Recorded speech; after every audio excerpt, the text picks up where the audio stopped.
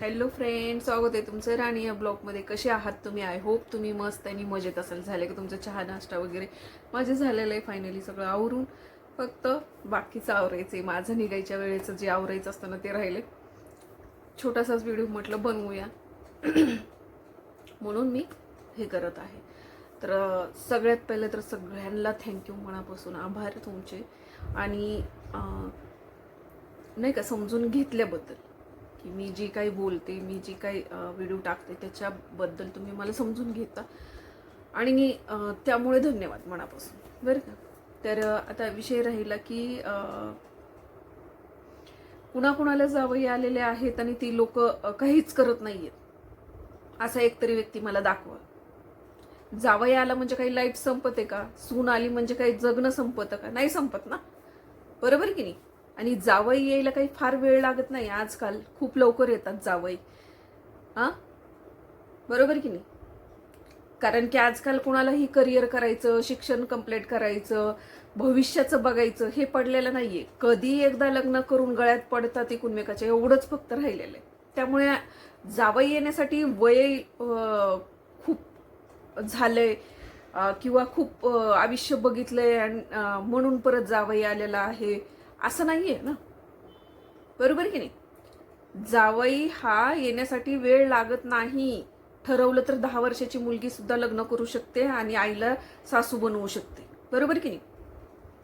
तर जरा विचार करून बोलायचं की जावई येण्यासाठी काही लिमिट नाही आहे काही जणांसाठी.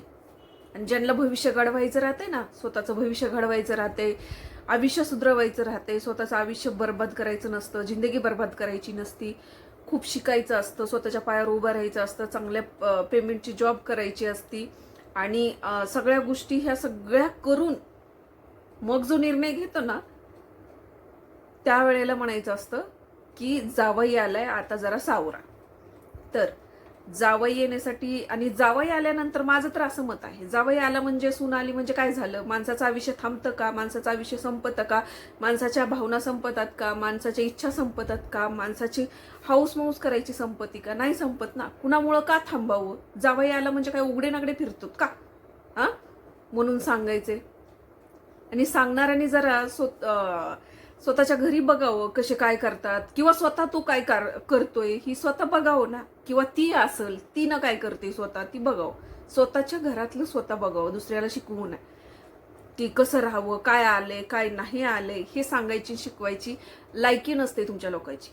ज्यांची म्हणजे नाही का विचार तुझे असे आहेत ना, त्यामुळं तू किती खालच्या लेवलची घाण टाकून दिलेली असेल ही मी सांगू पण शकत नाही, बरोबर की नाही. कारण विचारावरूनच तुझ्या समजते, बरं का. मी त्याच्यात सांगून सुद्धा शेण खाल्ले म्हणजे अक्कल शून्य माणसं, बरोबर की नाही. अक्कल शून्य माणसं. तर पहिला मुद्दा तर माझा क्लिअर झालेला आहे. दुसरं की सून येण्याने कुणाचं आयुष्य थांबून राहत नाही, जावई येण्याने कुणाचं आयुष्य थांबून राहत नाही. आणि जावई यायला सून यायला काही वेळ लागत नाही. मुलांनी जर ठरवलं की आपली जिंदगी बर्बाद करायची, तो विषय वेगळा राहिला, बरोबर की नाही. परंतु मी कसं राहिलं पाहिजे हे सांगायला तुझ्या कुठं कुठं जळून राग झाली मला बघून ते बघ ना आधी. आणि हे कोण दुसरे नाही आहेत बरं का, तुम्हाला हेच सांगायचंय मला. हे कोणी दुसरे नाहीयेत, हे जवळचेच असतात जे जळतात म्हणून त्यांची राग झालेली असते म्हणून ते असं कुठेतरी आग भडकव बाहेर सोडतात, बरोबर की नाही.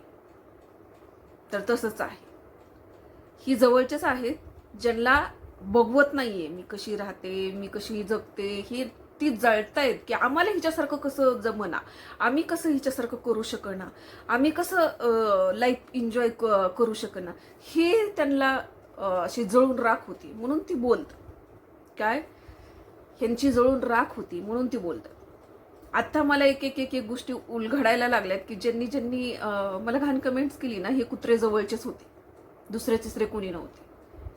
जसं की खान तशी माती पण म्हणणारी एक व्यक्ती होती ना, ती अशी शेणखात फिरणारी होती आणि ती जवळचीच होती. तर तिची खान तशी आहे म्हणून ती दुसऱ्याला बोलत होती.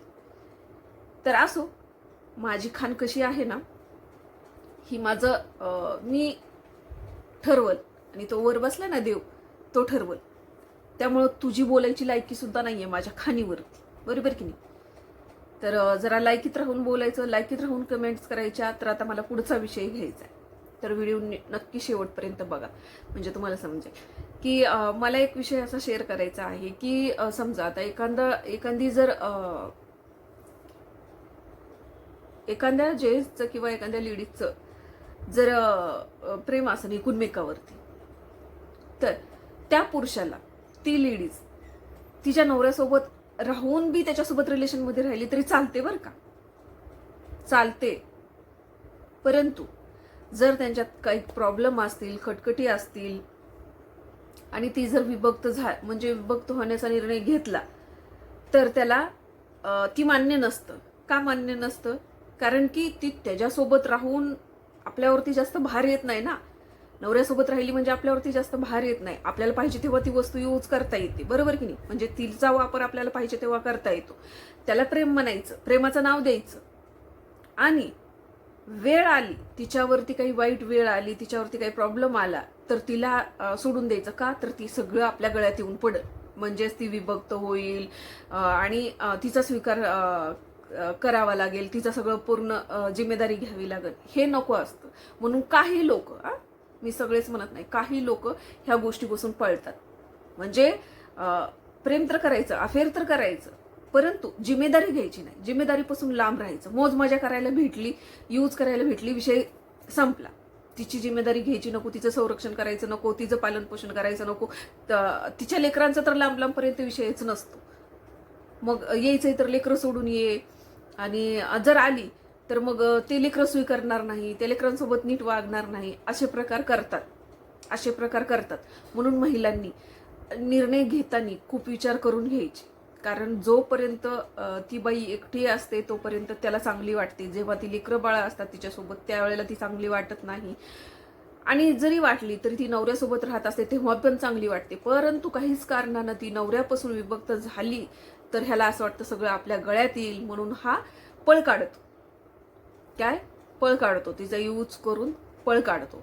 तर अशा लोकांपासून सावधान राहा, अशा लोकांच्या झाशात येऊ नका. आणि खूप खूप असे लोक आहेत जे चान्स मारतात, परंतु त्यांना जिम्मेदारी नको असते ना तिच्या मुलांची. आणि त्यातल्या त्यात ती जर हाऊस वाईफ असेल तर मग अतिशय बेकार तिचे हाल.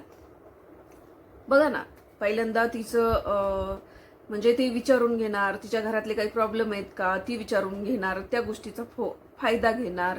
ती काही काम करते का, ती काही इन्कम करते का, ती काही कमवते का. ती जर कमवत असेल तर मग तिच्या मागे लागायचं, पिछा करायचा, तिला हे करायचं. का? तर ती कमवतीये, म्हणजेच आपल्या गळ्यात जास्ती भारच येणार नाही, कारण ती ऑलरेडी कमवती, बरोबर की नाही? ती कमवती म्हणून कमवत्या बायकांच्या मागे लागणारे बरेच असे आहेत जे जॉब करतात, त्यांच्या प्रेमात पडतात, प्रेमात पडण्याचं नाटक करतात, त्यांच्यासोबत रिलेशनमध्ये राहतात. आणि जर का ती जर काही कमवत नसेल तर तिचा तिरस्कार करतात, तिला सोडून देतात. किंवा ती जसं माहिती होईल, आधी सगळं प्रेम असतं, येव्हा असतं तेव्हा असतं असं म्हणायचं, आणि जेव्हा सगळं विचारत तिच्या जॉबपर्यंत पोहोचलं की मग तिने जर म्हटली ना मी हाऊस वाईफ आहे, लगेच कट मारायचं. का? तर जिम्मेदारी नाही घेऊ शकत, बरोबर की नाही? जो माणूस जिम्मेदारी घेऊ शकत नाही, जो माणूस तुमच्या मुलांना स्वीकारू शकत नाही, जो माणूस तुम्हाला स्वीकारू शकत नाही, तुम्हाला बसून खाऊ घालू शकत नाही एका नवऱ्यासारखं, तर अशा माणसांचा काय उपयोग, बरोबर की नाही? एकतर जीवनात अशा गोष्टी करूच नाही. माझं असं मत आहे की नवऱ्याला तुम्ही दोन शब्द हक्काने भांडू शकता, बोलू शकता, म्हणू शकता, मी थकले, मला नाही आता काम होत, मी कामं करणार नाही, मी घरीच राहील, हे करेल ते करेल, असं तुम्ही म्हणू शकता हक्काने. कारण तो हक्काचा 100, 200, 1000 लोकांमध्ये लग्न केलेला नवरा असतो.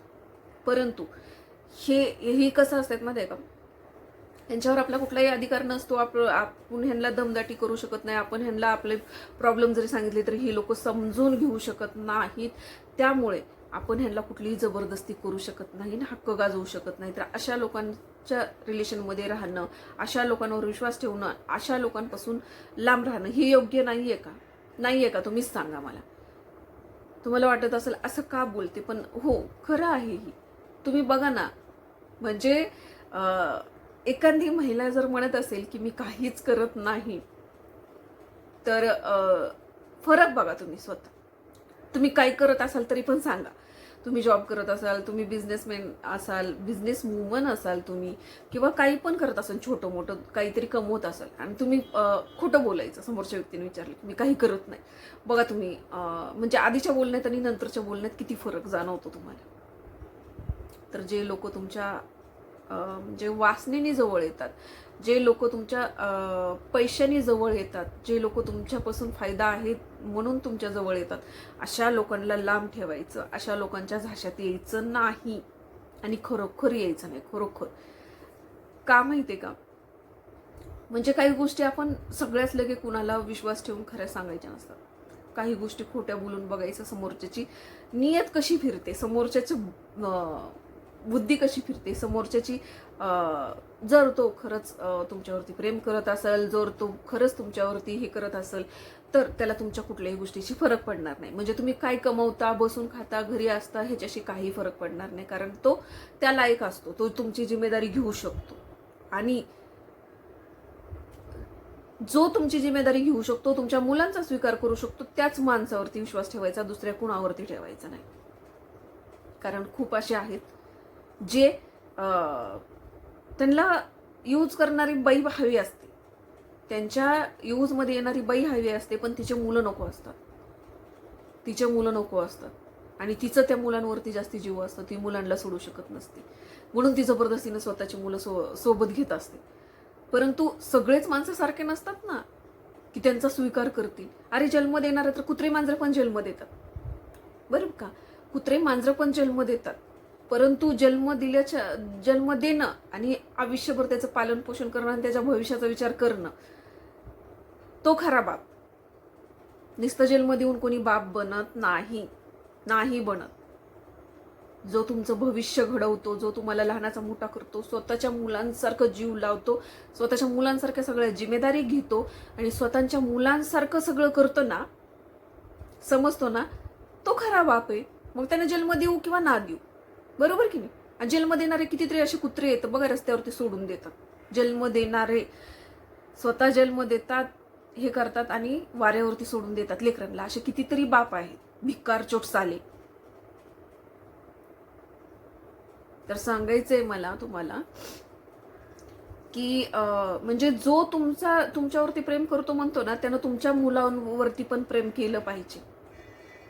हे पण बघा, आपल्यावरती प्रेम करतोय हे महत्वाचं नाहीये, आपल्या बरोबर असणाऱ्या व्यक्तींवर पण तो तेवढंच प्रेम करतोय का, त्यांचं पालन पोषण करू शकतो का, त्यांची जिम्मेदारी घेऊ शकतो का, त्यांना सांभाळू शकतो का, हे महत्वाचं आहे. तुम्हाला तर सांभाळायला होतो का, कारण तुमचा फायदा आहे ना त्याला. तर हेच सांगायचंय मला ह्या छोट्याशा व्हिडिओच्या माध्यमातून. मला तुम्हाला हेच सांगायचंय की अशा माणसांपासून लांब राहा, जो फक्त तुमच्या शरीरावरती प्रेम करल, तुमच्यावरती आणि तुमच्या मुलांवरती प्रेम करल, अशा माणसांच्या जवळ जा म्हणजेच त्यांच्या रिलेशनमध्ये राहू शकता, त्यांच्याशी लग्न करू शकता. परंतु अशा लोकांसोबत नाही जे फक्त तुमच्या शरीरावरती प्रेम करतात, बाकीचं त्यांना काही घेणं देणं नसतं. आणि असे खूप नालायक आहेत ह्या जगामध्ये, खूप आहेत. म्हणून महिलांनी ठरवायचंय आपण कसं राहायचंय, आपण किती खमकर राहायला पाहिजे, आणि आपण आपल्या सगळ्या गोष्टी पटकन कुणाला शेअर करायच्या नाहीत खऱ्या, हे आपण लक्षात घ्या. कारण ना, कुणाच्या मनातलं काही सांगता येत नाही, कधी कोण हे करेल ते. आणि जो माणूस खरा प्रेम करतो ना, माझं तर मत आहे, तो सगळ्या गोष्टी स्वीकार करत असतो, तो जिम्मेदारी घ्यायला पण तयार असतो आणि जिम्मेदारी घेतो पण. जो जिम्मेदारी घेत नाही, जन्म देणारे सुद्धा काही जिम्मेदारी घेत नाहीत. तर अशा लोकांकडून अपेक्षा ठेवणं लांबचीच विषय आहे. परंतु जर तुम्ही असं काही करत असाल तरी सुद्धा मुलांचा विचार करा. नुसता स्वतःचा विचार करून, तात्पुरता विचार करून जमत नसतं. कारण हे भविष्य आहे. भविष्य घडवायचं का बिघडवायचं हे आपल्या हातात असतं. आपल्याबरोबर आपल्या मुलांचं सुद्धा वाळवण नाही झालं पाहिजे. म्हणजे काय म्हणतात की आगीतनं उठायचं आणि फुफुट्यात पडायचं अशी कामं नाही करायची. एकतर ह्या अशा वाटेला जायचं नाही, गेलं तर खूप विचार करून जायचं आणि ही करून जायचं. की भविष्य स्वतःचं बी मुलांचं बी घडलं पाहिजे, तर त्याला उपयोग आहे. नाहीतर टाइमपास करायला खूप आहेत. हा, असं समजू नका. रडलं की डोळे पुसायला खूप जण तयार असतात, परंतु ती खरंच डोळे पुसतात का? तुमच्या दुःखाशी सहमत असतात का? तुमच्या दुःखामुळे त्यांना दुःख होतं का? तुम्ही दुःखात असल्यावर त्यांना फरक पडतो का? हे खूप महत्वाचं आहे जाणून घेणं, की तो व्यक्ती तुमच्या दुःखाशी सहमत आहे का? तुमच्या दुःखात हमेशा उभा आहे का? आणि प्रत्येक वेळेला तो तुमच्या दुःखात असतो का? सुखात नसो, पण दुःखात जो उभा राहतो तो खरा माणूस आहे, आणि तो खरा तुमचा आहे, मग तो कसाही असो.